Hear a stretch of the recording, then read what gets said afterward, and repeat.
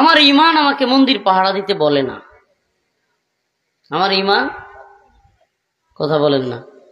আরে আমি ঈমান আনছি মূর্তির বিরুদ্ধে যাওয়ার জন্য, তো আমি কেন মন্দির পাহারা দিব? আমি যেমন বলি না মন্দিরগুলো ভেঙে ফেলো, আমি তেমন বলবো না মন্দির পাহারা দাও। এটা আমার ঈমানি গায়রতে লাগে। কারো না লাগলে সে বলুক, তার ঈমান নিয়ে সে বুঝবে। ইয়া আইয়ুহান নাস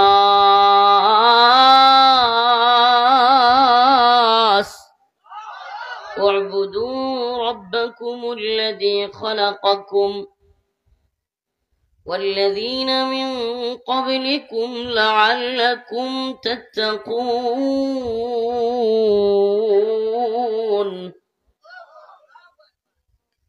হে মানুষ, ইয়া আইয়ুহান নাস, আল্লাহ বলতেছেন হে মানুষ, উ'বুদু রাব্বাকুম, তোমরা তোমাদের রবের ইবাদত করো। সুবহানাল্লাহ।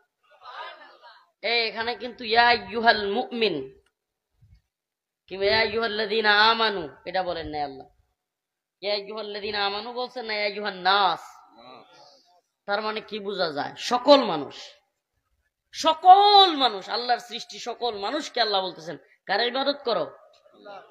রবের। তোমার রব, তোমার রব কে? সুবহানাল্লাহ।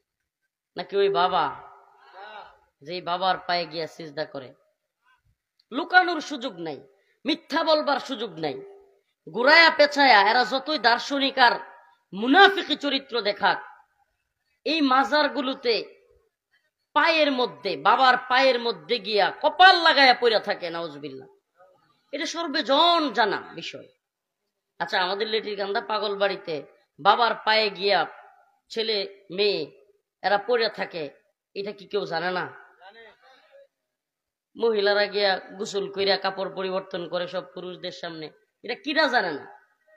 গাঁজা গিয়া খায়, মদ খায়, নেশা করে, এগুলো কিরা জানে না? মহিলারা ডান্স করে, পুরুষরা হই হুল্লোড় করে, চিৎকার দেয়, সেই প্রাচীন আমলের বেশ্যাখানার মতো। প্রাচীন আমলের রাজাদিরাজরা বা অনেকেই যারা বড় লোক থাকতো, এরা এই ধরনের নর্তকী নাচাইতো মাঝখানে আর টাকা ছিটাইতো। এই হালতই তো রামগড় বন্ড এমপি হাদিসে রঙ্গমঞ্চ কইরা একটা তো ছিল না, এটা কি করছিল? তার নাম আর তার ভাগ্নার নাম না দিলে পূর্বদলা থানায় প্রধান অতিথি না দিলে মাহফিল করতে দিত না। এই বন্ডামি ছিল কি ছিল না পূর্বদলায়? তার নাম কিংবা তার ভাগ্নার নাম, দুইজন থেকে একজনের নাম না দিলে, যদিও পরে মামু ভাগ্না মিলে ভালোই কেসার লাগছিল। এই দিনগুলো দেখছি আমরা। এই লোকটাই এই পাগল বাড়িতে গিয়া নাটক মঞ্চ, এই যাত্রা কি বলে, ডান্সের জন্য ঘর বানাই দিছে, নাউজুবিল্লাহ। দিন শেষে এদের হালত কি?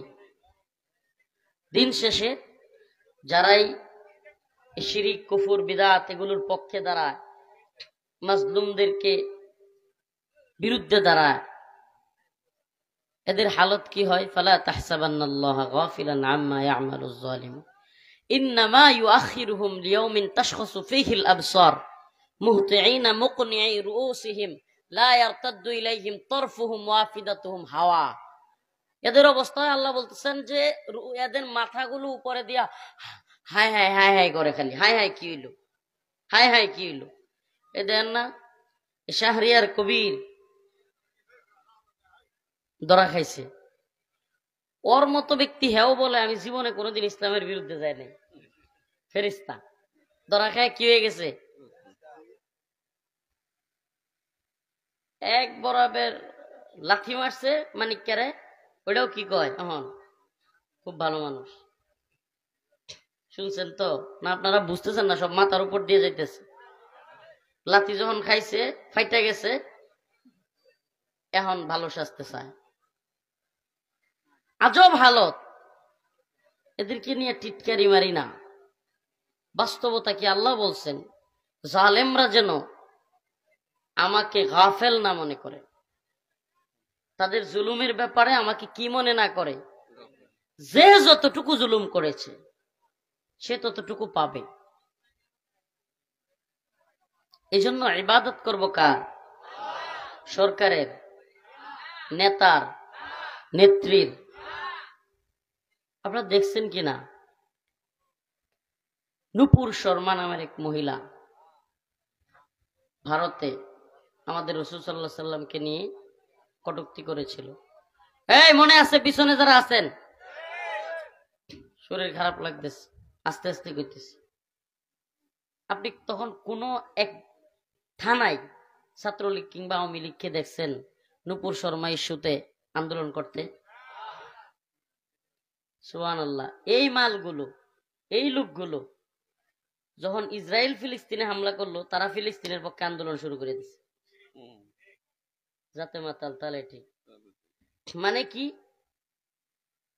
ফিলিস্তিনে হামলা করছে ইসরায়েল, আর ইসরায়েলের পক্ষ নিছে আমেরিকা। এখন যদি আমি ফিলিস্তিনের পক্ষ নেই, তার মানে আমি আমেরিকার বিরুদ্ধে গেলাম। তা আমার সরকার রেফালায় দিতে চায় আমেরিকা, তাইলে আমি যদি আমেরিকার বিরুদ্ধে নেই, ইসলামের পক্ষ লইলাম, নামের পক্ষ। নূপুর শর্মা ইস্যুতে কিন্তু আমার ইমান ছিল না, ফিলিস্তিন ইস্যুতে আমি বড় মুজাহিদ হয়ে গেছি। তো এটা কি? এটা হলো দলের ধর্ম আমার ধর্ম, নেতার ধর্ম আমার ধর্ম, নেত্রীর ধর্ম আমার ধর্ম। এটা কি বোঝা যায় না? যদি কোনো ব্যক্তি নূপুর শর্মা ইস্যুতে আওয়ামী লীগের দলীয় এজেন্ডার বাহিরে গিয়া রাসূলুল্লাহ সাল্লাল্লাহু আলাইহি সাল্লামের পক্ষে দাঁড়াতে না পারে, তাহলে বোঝায় যায় যে আপনার ধর্ম আপনার নেতার ধর্ম, আপনার ধর্ম আপনার দলের ধর্ম, আপনার ব্যক্তিগত কোনো ধর্মই নেই। ঠিক কইতেছেন না? মজা লাগে। এখন যদি মনে করেন আমেরিকা ইসলামের বিরুদ্ধে দাঁড়ায়, আমেরিকা তো হলো পৃথিবীর সবচাইতে বেশি ইসলাম বিদ্বেষী একটা রাষ্ট্র, এবং ইসলামের সবচাইতে বড় শত্রুদের অন্যতম হলো আমেরিকা, এবং উপমহাদেশে মুসলিমদের সবচাইতে বড় শত্রু হলো ভারত। এখন যদি মনে করেন আমেরিকার প্রশ্ন আসে, আর উলামায়ে কেরাম ডাক দেয়, বিএনপির লোকেরা পাওয়া যাইব না আমেরিকার বিরুদ্ধে, যে না কয়। এই কনসেপ্ট গুলো একটু ক্লিয়ার করে। লা ইলাহা ইল্লাল্লাহ, আমি ইবাদত করি আল্লাহর, মানে কি? আমার আল্লাহর বিরুদ্ধে, ইসলামের বিরুদ্ধে, দ্বীনের বিরুদ্ধে, দ্বীনের প্রশ্নে আমার দলের লোক হোক, আমার নেতা হোক, আমার নেত্রী হোক, আমার দল হোক, আমার সংগঠন হোক, আমার পীর হোক, আমার বাবা হোক, আমার ভাই হোক, ইসলামের বিপক্ষে গেলে আমার বাবারও বিরুদ্ধে আমি চলে যাব।